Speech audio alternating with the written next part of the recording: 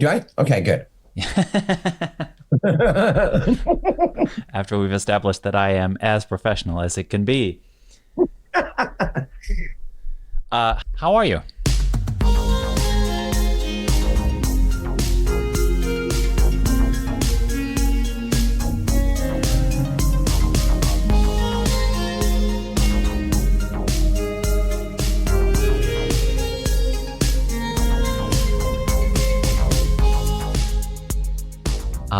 Folks, welcome to A Little Too Quiet. It's the Ferndale Library podcast, and it's brought to you by the Friends of the Ferndale Library. I am, as always, Jeff Milo, and today I am joined by Josh Malerman, New York Times bestselling author of Bird Box, of course, but several others, including Unburied Carol, and most recently, Spin a Black Yarn, but most recently, in fact, coming up in about 3 weeks or so, Incidents Around the House, which is a chilling horror novel about a haunting told from the perspective of a young girl whose troubled family is targeted by an entity that she calls Other Mommy. And I've already got goosebumps. Welcome to the podcast, Josh Malerman.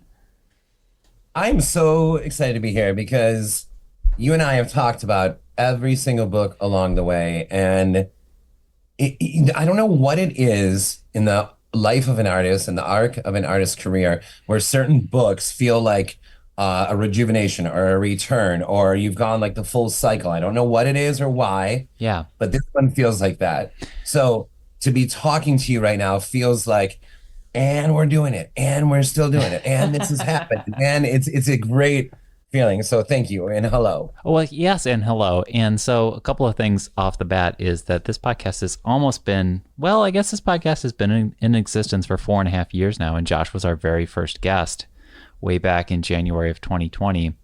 And I can't even recall if, I think you were working on something at that time, but I think we were just having you on just to sincerely celebrate the fact that we had a podcast. So you were our first guest. We're happy to have you back. I also feel like this, you're referencing me kind of chatting with you along the arc of your career as an author. We'll mention this at some point, that Josh has been writing books his entire life, but arc as an author kind of also starts sort of 10 years ago. 2014 is the emergence of Bird Box. Yeah, it's interesting. Somebody said to me recently, they were like, "Hey, it's it's the 10-year anniversary for Bird Box. I think it's now behind me. I think it was in May, 10 years ago." And someone's like, "Why aren't you like posting about this?" I'm like, "Oh, because I'm at Incidents right now. I'm at Incidents. I'm at It's for Thee. I'm at Frauds of Phantasma. I'm at Still Life. I'm like working on 4 other books now, and it has nothing to do with not wanting to talk about Bird Box. I love that book, and I am the most grateful author ever. I was like, sometimes I imagine myself sitting like at the head of the table, and all my books are the children. Mm-hmm. I'll be like, "I love you all equally," and then Bird Box will be like, "Really, Dad?" And then I'm, "Well, no, you, yeah, maybe you a little more, maybe, Sure. and all the other books are like, "Oh, Bird Box." Well, if it's a very, very, very, very long table, like in Wayne Manor or something, maybe you're at the head of the table. Maybe Bird Box is at the other head of the table. Yeah, I think it's time to give Bird Box her own seat. Yeah. Yeah, she does seem to be the oldest of the children, so that makes sense. So congrats on Incidents Around the House, the latest, and this is already following up Spin a Black Yarn, and that was following up Daphne. You've been on such a prolific click as you have been, and not to derail us before we really even dive into Incidents, but like I do get the instinct for an artist to occasionally pause and look back and say, "Oh, it has been 10 years." But you are just never really one to do that. You're always very much just moving forward. But there is something that could be maybe worthwhile in doing that. But I almost want to suggest, talking, sort of off the top of my head, that you might only do that when you're maybe in a slower point of inertia where you aren't working on something. And if you do say, "Oh man, it's been 10 years since I did Bird Box, it's time to work on something new." But you don't ever have that problem. You're always working on something new. So knock on wood. But you know what? You are right. Like just because I'm always working on something new, that doesn't mean that you shouldn't pause and and say, hey man, this is a worthy thing in your life, or Yeah. this is a meaningful thing. You're right. Yeah. And I think it's real easy, and I hadn't really thought of that. Hmm. It's real easy for me to be like, oh no, I love them all, but I'm rolling. Sure. And say, hey, but you know what? Hold on, maybe pause. Why not do a reading? Sure. Why not have a reading with even just me and Allison, or me alone? Yeah. Why not just have like a bird box moment, or even just invite some friends out to a night, at a bar, and the movie's on or something, and we're like just a minor sort of acknowledgement even. Oh, yeah. You got me thinking about that, because that's a healthy thing to do also. Oh, yeah. I mean, this is a comparison that comes up often, but when we look at, not to make this musical, but folks who are new to the podcast or new to Josh Malerman as you're being introduced to this podcast, he's also the co-singer and co-singer-songwriter of the band The High Strung, so he has a musical career as well, and he has been friends for a long time with someone like Bob Pollard from Guided by Voices, and he's always moving forward, but he also pauses and says, you know what, B1000 was great, so you should do it more often. You're right. Anyway, let's talk about the very latest incidents around the house. You said the word kind of rejuvenating, full circle. Like, how do you, before we even get into the nuts and bolts of this book, like, you sounded really excited about this book. I want to dig into that more. What's really exciting you about it? Well, I've had the idea for a while in a vague way. I had the idea of Other Mommy and Bela for a while. Who is a very creepily described entity sort of emerging from the closet of this 8-year-old Bela into her bedroom. And so that in and of itself feels invasive, Anyway, go ahead. Yeah. And so Alice and I had we had a cat that was older that passed away. And it was an emotional night, man. And we get home, and Allison starts painting a mural of Frankie foyer wall. And by the way, that painting is incredible now. And I'm like, you know what? Allison's writing on the wall. I'm going to go write on the wall. And as you know, I've outlined books on the walls before. So I went into the office and I stood on a chair, and above the closet, right, I'm looking right at it right now, I outlined incidents around the house. I was just kind of like, you know what? Let's do it. Let's get to it. This idea's been around.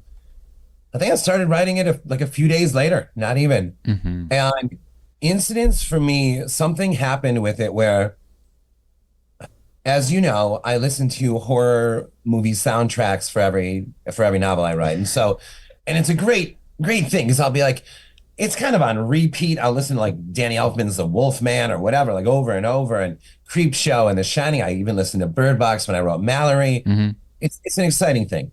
I could not find the mood. And we're talking hundreds of horror vinyl.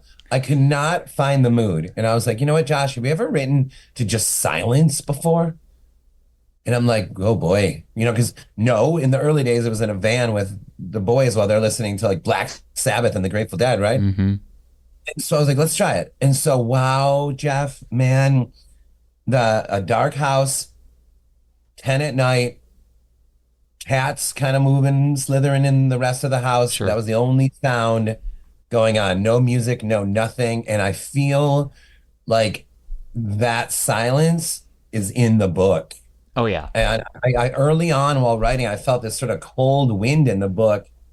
And I made a point to myself, like, hey, whatever that is, do not close the window. Let that hollowness, that cold breeze, that air, I want that to stay for this entire novel. And I think it was the lack of music. I think I'll do it again, but it's going to take a certain story to do that.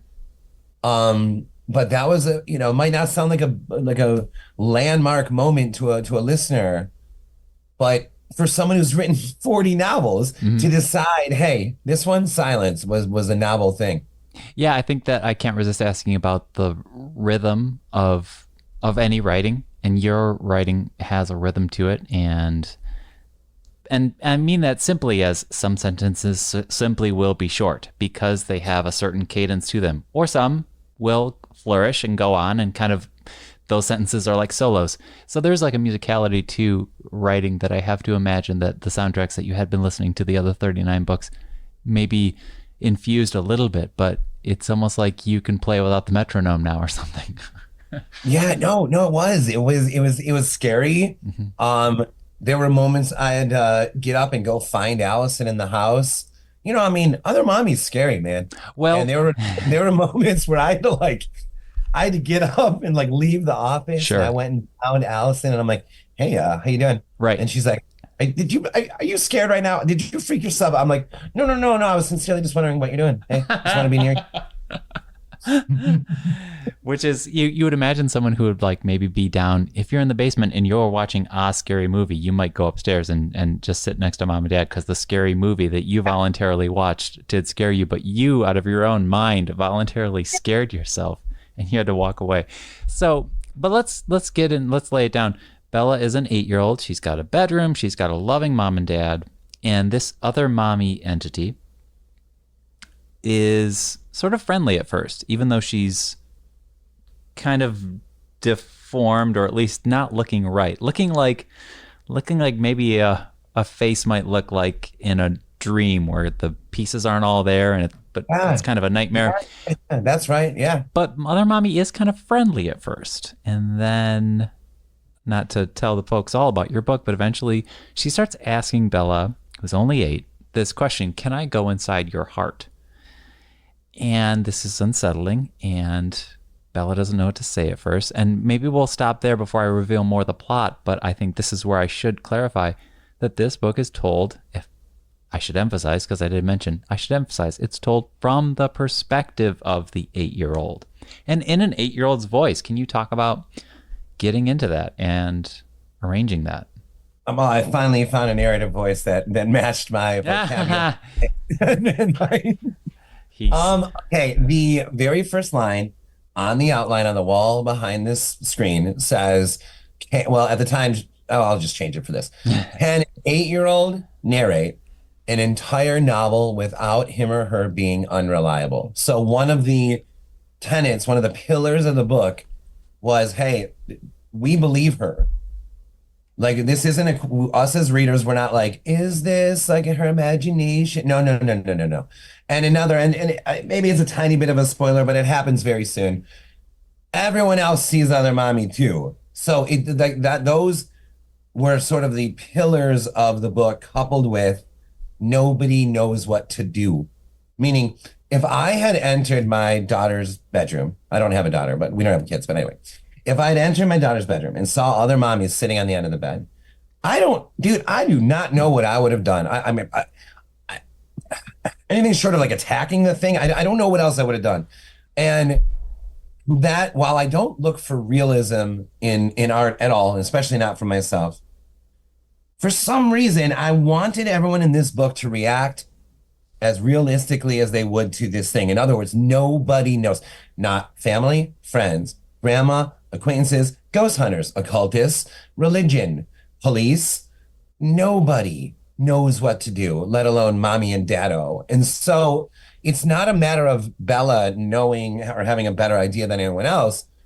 It's really Bella witnessing mommy and daddo not knowing what to do about this thing. Yeah. And they're as scared as she is. Mm-hmm. And maybe even more so. And again, those were, I guess those were like the triumvirate of pillars. We believe her. Everyone has seen this. We're not wasting any time on imaginary friends. And no one knows what to do. Now let's go. And for me, that was a playground. And I don't know how, but that makes the book scarier. Not that not that we have some measuring stick of like, is this book as scary as it can be? But something about that decision makes it a little scarier, maybe just because it is more real. My favorite scene from Paranormal Activity is when, this is one of my favorite horror scenes of all time, when they invite the psychic over. Mm-hmm. I think the psychic was over before, but they invite the psychic over in a later scene in the movie. Things are pretty crazy in their condo or whatever that thing is. And the psychic enters, and within, 10 seconds is like, I can't stay here. I have to go, and leaves. And I'll never forget. I saw that in the theater, and I was like, that might be the most brilliant decision on the writer and the director's part I've ever seen. Like, that did so much more than anything the psychic could have experienced or said in the condo. Like, the psychic walks in and is like, oh, no. Sorry, guys. I can't stay in this place. Mm-hmm. that sort of hair-raising vibe of like, oh boy, this is real. I hope, is inside incidents around the house. Because that is the sense of security or comfort that maybe you as the reader and Bella would maybe want, is for mommy or daddo or anyone to kind of have more of a, actually it's all gonna be fine, I know what to do, just to walk in there like a ghostbuster who knows what to do with swagger or Yep. anything. But Right. Even if it was a bad idea that they had or right, whatever, but to have some theory, right? right, just a confidence is not the exact word I want, but it's like I'm confident I know what's going on here. Yeah. This book is devoid of that. There's one character in the book who it was endearing to me, named Lois, Mm-hmm. who at least tries. and Sure. and she is as scared as everyone else, but she's throwing some ideas out there. Sure. And I mean, not much more than her. Sure. So other mommy has asked Bella, can I go inside your heart? And even that, I mean, I don't want to get too deep into this because I feel like it's almost too unsettling, but like that, it's kind of in the, I guess it's in the realm of stranger danger, but like when a child doesn't understand and they kind of freeze up because they don't fully understand. We get that with Bella when other mommy asks this sort of creepy question. And the more Bella resists, the, I guess, angrier other mommy gets, thus leading to supernatural-ish incidents around the house, literally. And it's interesting. I guess I'm eventually going to get to a question, but I did want to just talk about how perfectly you pulled that off of the I don't know what's happening energy of mommy and daddo. There's a real touching scene 100 pages or so into the book where daddo just kind of sits down with Bella and says, yeah, I used to get scared like you all the time. He has this like a little anecdote, like, I always remember how scary it would be when I'd be alone in a room late at night with the TV still on and no one was around. I was like, I can't believe you just said that. That's part of our reading that we're doing. oh, okay, That's, yeah. that scene of all the scenes. I can't believe you just brought that up. That's Yeah, the that was amazing. scene. Yeah, right on. And that's a scene where I can really feel the threads for Daddo not quite knowing what to tell his daughter, but trying to tell his daughter that it's going to be okay. But that's the thing about mommy and Daddo, is like they're trying to provide the comfort, but they're not sure themselves. And then the other side of that coin is we're able to sort of observe them too. Bella does get to be a little bit of a fly on the wall. She's like telling you what mommy and daddo are saying to each other, even not sort of, and almost in sometimes eavesdropping, but not all the time. But like, oh, okay, so that's really interesting. But I guess I just wanted a long way finally get my way into what was it like playing in the sandbox of, the haunted house. You've kind of gotten into that before, but this was a dive into the deep end. So I don't want to use the word trope, but it's like a haunted house is like a tradition of horror. Do you want to talk a bit about that as you approach this book? Yeah. I mean, it was. Oh gosh, it was so thrilling because I mean, those are the stories, like haunted house stories and possession stories, are the ones that freak me out the most. Yeah. And it's funny because Allison was raised by like a pastor, and she watches The Exorcist, and she thinks, I even watched it with her and her dad. And they were both like, this is goofy. Like, and to me, who has no Catholicism or Christianity in my life, thinks it's the scariest freaking thing I've ever seen, What I ended up thinking about was, oftentimes in a possession story, there's a sense of, okay, the family's okay, but something weird is going on, and maybe the kid or the mom or the dad, whatever, is being approached by this thing. And then you have a possessed individual, and the rest of the story is either actiony or trying to get the thing out of them or whatever it is. And incidents around the house is like putting a magnifying glass up to the entity's attempt to get in. The entire novel is based on, can I go inside your heart? And And that is not in the outline. That happened on page like 4 or 5. And I remember even thinking a little bit like, oh, is that too like fluffy of a question or something, Then I'm like, no, no, no, that's good. And then I went back to it again like later, and it suddenly became almost as you brought up, like a motif of the music, right? Can I go inside your heart? Suddenly became a musical theme. Mm-hmm. And that's when like that the sandbox of the haunted house, that's where it became like kaleidoscopic to me, because now I was like, oh, there's it's not just the arc of Bella's understanding and her answer to the question. It's not just the arc of Dado and Mommy's complex relationship, Mm-hmm. and Dado, what a saint for what he's put up with. But also, I love Mommy. That's a whole other Sure. thread to talk about. The arc is all. There's other Mommy's arc. Yeah. I mean, it's like, is this thing going to pull this off? Right.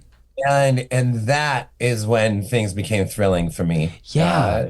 Sandbox. Because Other Mommy, this sounds so messed up and sick to say, but like Other Mommy is in a way in a relationship with Bella. It's not a familial relationship. It's not a friendship.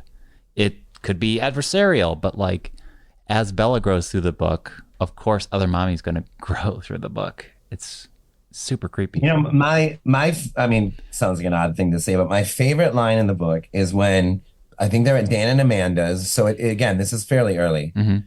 And I think Mommy just arrived, and her and Dado are coming up the front hall, and Bella's in the kitchen with Dan and Amanda, and she hears Mommy say to Dado, "It's not a woman."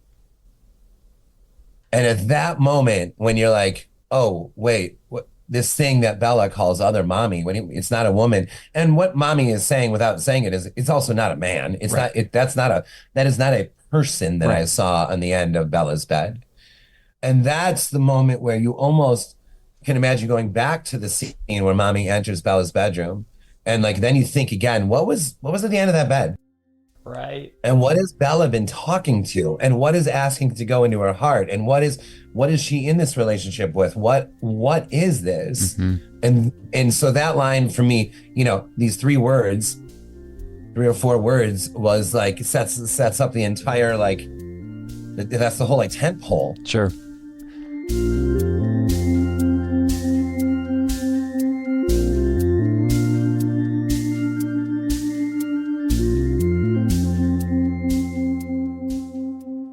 Can I let me just derail us for a tangent. It's a story I've never shared with anyone, so this is a bit of my moth storytelling, but I think you'll get this. I think, and we both grew up around Metro Detroit, so we remember when Devil's Night was actually a thing. Uh-huh. And we, the safe suburban version of that is you would go out and play pranks on people, and you would, usually around the suburbs, you'd throw toilet paper into the tree branches, right?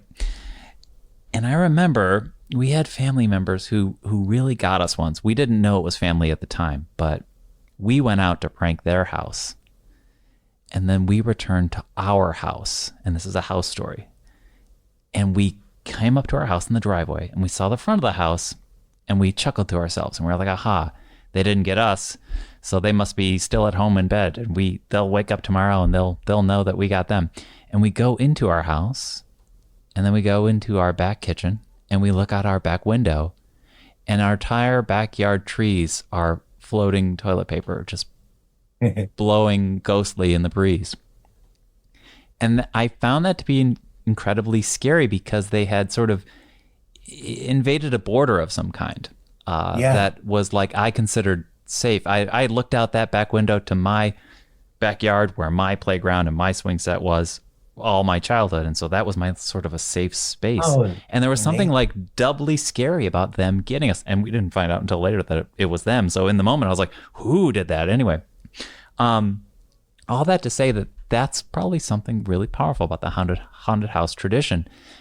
In the 2000s, when we get into film, 2000s, 2010s, we have sort of like the literal home invasion subgenre, where it's like literal people coming in and messing with you. But that is kind of the word, the invasiveness, that they feel like that edge of the bed in Bella's bedroom, that's, as a child especially, a safe space for you. And Yeah. when something Yeah. else is there, Yeah. that's where you start to shiver, right? Oh my gosh, for something to sit down on the end of your bed. Or how about when Bella, other mommy's crouched down beside like the bed, between the wall and the bed, and while mom, I mean, yeah, the key was, I mean, I guess the hope is that a reader will be taken back to when they were 8 years old and Right. not legitimately afraid of these things. Right. Because And like that toilet like paper story was when I was 8. So you got that.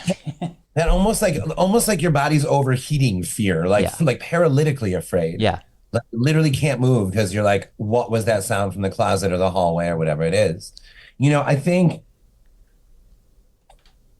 no matter what you have to say about relationships, about society, about politics, whatever it might be, as a horror author, I think the most thrilling thing is when you hear that someone got scared. Mm-hmm. In the same way that if a comedian had this entire, I'm going to do social commentary, or I'm going to do this, but you know what they really, you know what backstage the comedians really kind of like, yeah, about is that they laughed. Yeah. And that's Incidents Around the House feels like I made a good joke. Sure. And it's like this one's scaring some people, and it's scared me, and it's scaring, and it's like, and there's this sort of like pride as a horror author that silly as it sounds, Mm-hmm.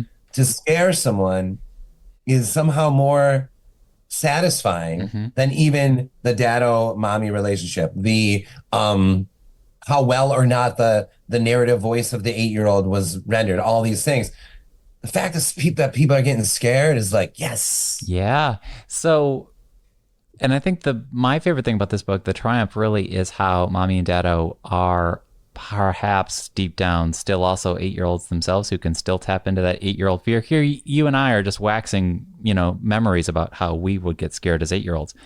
Mommy and Dado seem to remember that fear too, and they seem to be dislodged by all of the literal incidents around the house. And I think that leads me to really say something, that you've been able to tap into that a lot. There are books that are primarily for you that you've written a cast of just grown-ups, Black Man Wheel, Unburied Carol, but you have had books, Bird Box especially, that features children, Inspection, young people, Daphne, teenagers. And so you've effectively written young minds and young hearts and young wills coming up against really messed up scenarios, and how did they deal with it with their lived experience. And I just think there's something worth saying, that you've been able to tap into a youthful perspective. I almost wanted to say, like, you could really write a YA book one day if you wanted to, but maybe it's just because you've never succumbed to a certain cynicism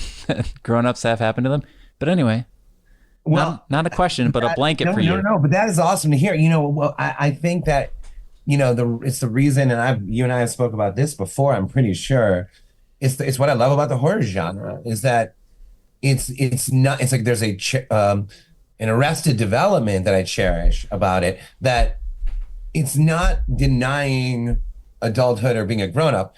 It's that it's carrying childhood wonder into adulthood with you. So you would expect only a child to believe, that a vampire could be outside. You would expect a child to only believe that, a ghost is actually a little more nebulous than that. Sure. But you would expect a child to be so scared of the possession movie, and an adult to be like, oh, it's just a movie, right? No, for the duration of the movie, for the duration of the book, whether I'm writing it or not, I'm scared. Yeah. And that to me is almost like Trojan horsing youth into adulthood, because it's an emotion that we're only expected to feel when we're very young. And so horror for me, in a strange way, is the fountain of youth in that way.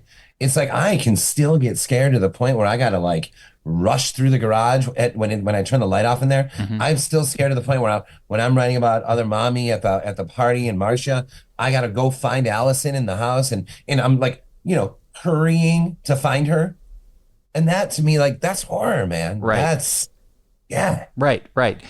And the other thing you're able to do here effectively with Incidents Around the House is the this feeling of nowhere to hide. You and I can go out to see Paranormal Activity in a movie theater, and famously that was the one movie that I drove home from the movie theater and got in my house and turned all the lights on. Like, not even that cliche of like, oh, I finished it in my living room and I'm gonna get up and turn the lights off. I got into my house and turned all the lights on. But that's amazing. Oh yeah, absolutely. But you can put a scary book down and like bring your head back up and realize, okay, I'm still in my living room. Or you can get out of a scary movie and say, well, at least I'm gonna go home and like sleep in my bed. Hopefully I don't have nightmares, but at least I'll be in my bed. And that's the especial evil of Other Mommy, is that unsettlingness that you're able to pull off. And no wonder you were in your own house, kind of moving around, just going to find Allison.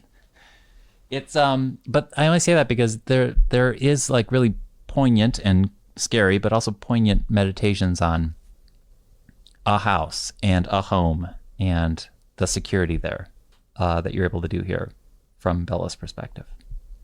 And the family in that house. That's another thing. Some people have written me, I don't like mommy, but mommy, I love her. And I think that it raises a question of like, does a parent have to be equipped for every stage of the child's life? Mm-hmm.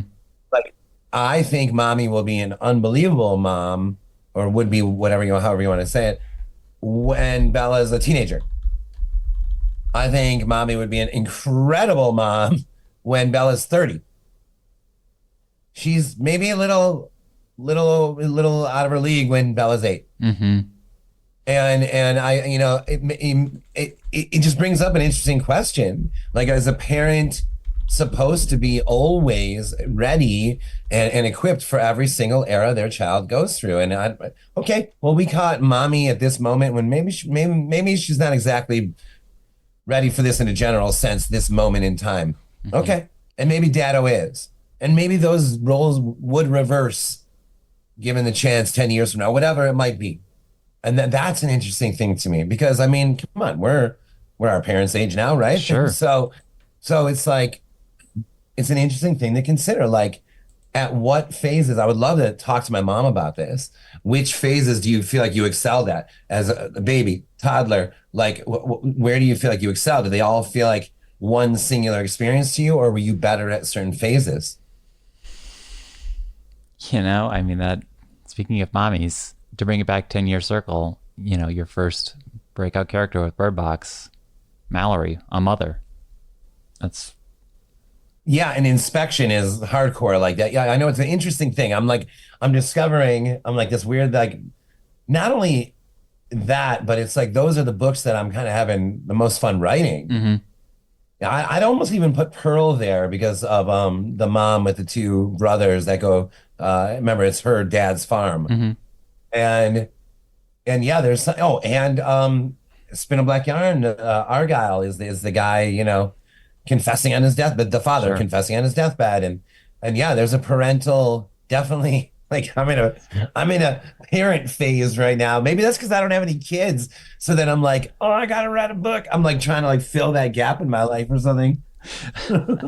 This is an entire other podcast, because I know we're wrapping up here, but maybe the next time podcast we'll get into this. But I also feel like we've touched on it. But you've also always just done a great job of writing really great female characters. And I know it's a trope of horror to have the final girl, but none of these characters have been final girls, not even in just a slasher sense, but a final girl is usually someone who develops resolve like at the end just in time to become a hero. But these are all really like usually strong characters, or if not incredibly relatable, who are literally just doing their best to face a myriad horrors.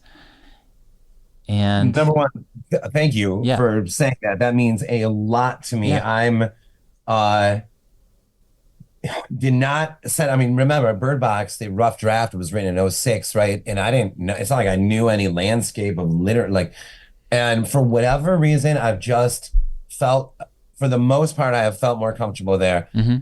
Mallory, Carol, even Kay in Inspection. Goblin's a bit devoid of women. Mm-hmm. Yeah, and keep going down the Kit Kit and in Daphne. Daphne and now Bella, and it's I just feel very comfortable. Like it's easier for me to.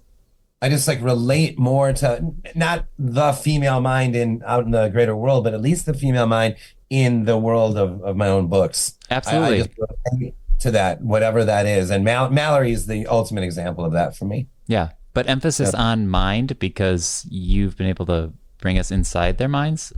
And we see their gears turning, we see them figuring things out. And I think that's some of their strongest features. And man, we are just, and again, I mean, I can't like, I am rooting for Bella and throughout this whole book. And I think that's, again, one of the achievements of the book is it's not charm, but you really do charm us because it is basically almost what 95% her voice.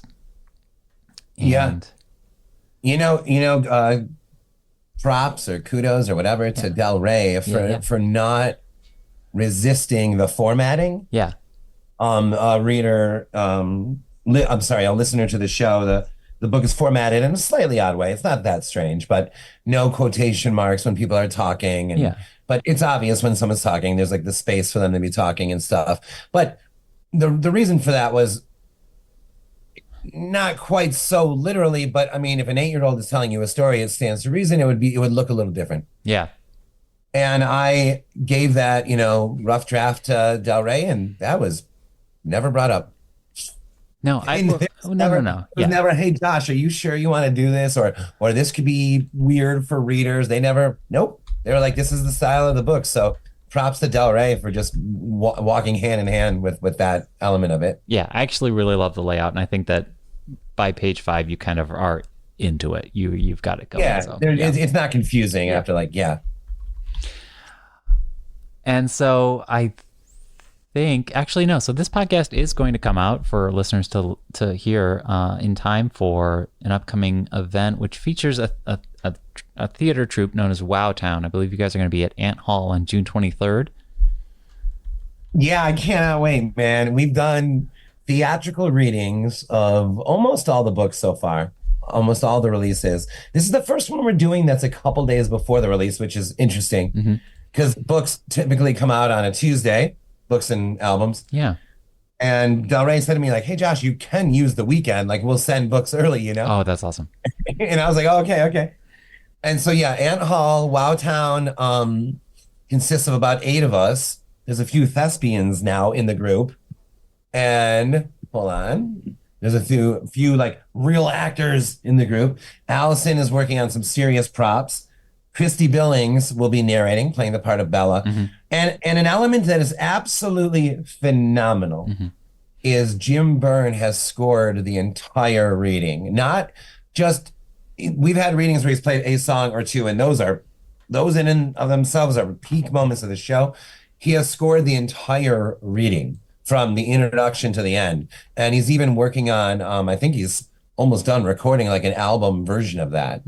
So Jim Byrne plays a much bigger role in this one. I think he sings 3 or 4 songs, and I'm not going to give you the instrumentation because it's kind of like, I don't know, it'd be fun for you to see if you go or if anyone goes.